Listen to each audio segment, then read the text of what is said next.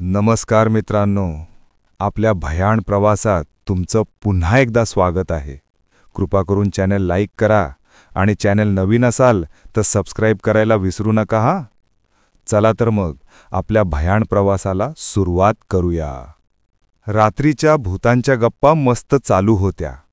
सुभाष म्हणाला, माझ्या काकांच्या कंपनीतील एका मित्राबरोबर घडलेली एक घटना मी सांगतो. सगळ्यांनी होकार दर्शवला आणि तो सांगू लागला. माझे काका पुण्याला राहायला होते. तेव्हा त्यांचा विनोद काका म्हणून एक मित्र होता. तेही काकांच्याच कंपनीत एकत्र काम करायचे. काकांची व त्यांची खूप चांगली मैत्री होती. त्यांची जॉब शिफ्ट डे व नाईटलाही असायची. एकदा त्यांची नाईट शिफ्ट चालू होती. तेव्हा माझ्या काकांचे मित्र विनोद काका यांना त्यांच्या घरून फोन आला की त्यांच्या वडिलांची तब्येत खूप बिघडली आहे व त्यांना लवकरात लवकर घरी बोलावले होते. कंपनीच्या ठिकाणापासून त्यांचं घर खूप लांब होतं व रात्रही झाल्यामुळे घराकडे जाण्यासाठी त्यांना एखादे वाहन मिळणेही मुश्किल होते. त्यांना खूप टेन्शन आले होते. त्यांना त्यांच्या वडिलांची खूप काळजी वाटू लागली होती.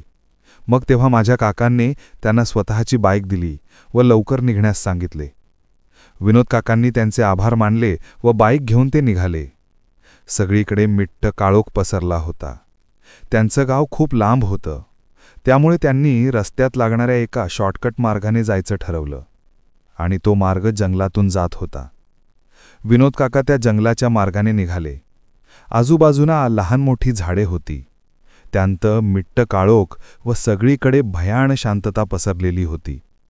बाईकच्या मोटरचा आवाज ती शांतता चिरत जात होता व हेडलाईटचा उजेड तो अंधार जमेल तेवढा बाजूला सारत पुढे जात होता. विनोद काका वेगात बाईक चालवण्याचा प्रयत्न करत होते की तोच अचानक बाईक बंद पडली. हेडलाईट बंद झाल्याने चारही बाजूंनी काळोखाने त्यांना घेरलं. जंगलात असल्याने त्यांना आणखीनच भीती वाटू लागली होती. तरीही मनाचा हिया करून त्यांनी बाईक काही अंतर पुढे चालवत आणली. तोच त्यांना दूरवर किंचित उजेड दिसू लागला. तिथे कोणीतरी भेटेल असं त्यांना वाटलं व ते हळूहळू चालत त्या ठिकाणी पोहोचले. तिथे एक तंबू ठोकलेला होता व त्या तंबूच्या बाहेर काही माणसं शेकोटी पेटवून शेकोटी करत बसलेले त्यांना दिसले. विनोद काकांना बरं वाटलं की कुणीतरी माणसं तरी भेटली या जंगलात. मग ते त्यांच्याजवळ गेले व आपला प्रॉब्लेम त्यांना सांगितला. तर त्या लोकांनी विनोद काकांना तिथे बसायला सांगितले. मग विनोद काकाही त्यांच्याबरोबर तिथे बसले. काही वेळानंतर त्या लोकांनी विनोद काकांना म्हणाले, तुम्ही तंबूच्या आत जाऊन झोपा, आम्ही जागतो इथे. मग विनोद काका आत तंबूत गेले तर तिथे एक खाट होती. विनोद काका त्यात जाऊन झोपले. त्यानंतर रात्री साधारण 3च्या सुमारास त्यांना जाग आली. बाहेर त्यांना त्या लोकांचा मोठमोठ्याने हसण्याचा आवाज आले. ते मोठमोठ्याने काहीतरी बोलत होते. एवढ्या रात्री ते लोक एवढ्या मोठमोठ्याने का हसतायत ते पाहण्यासाठी विनोद काकांनी हळूच तंबूचा पडदा किंचित बाजूला सारला. तर ते लोक शांत बसलेले होते. कुणीच कोणाशी बोलत नव्हते. पण ते लोक मात्र त्यांचे पाय त्या शेकोटीत ठेवून बसलेले होते. ते दृश्य पाहून विनोद काका खूप घाबरले. त्यांना दरदरून घाम फुटला व ते थरथर कापू लागले. तिथून निघून जाण्यासाठी ते मार्ग शोधू लागले.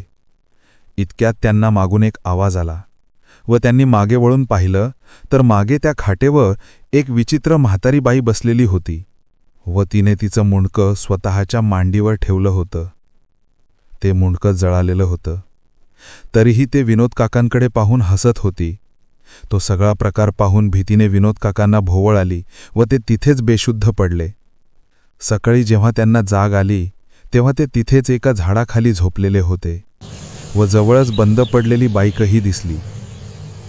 त्यांना काहीच कळेनासे झाले की रात्री जे त्यांनी पाहिलं ते स्वप्न होता की खरं. इतक्यात त्यांना एक माणूस दिसला जो तिथे लाकडं गोळा करण्यासाठी आला होता. मग विनोद काका त्याच्याजवळ गेले व त्याला रात्रीचा सगळा प्रसार एका दमात सांगून टाकला.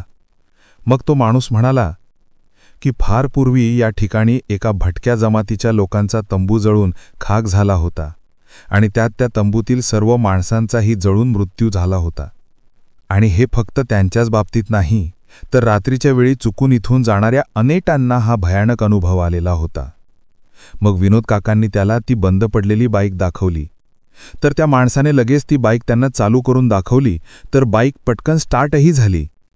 हे पाहून विनोद काकांना आश्चर्य वाटले.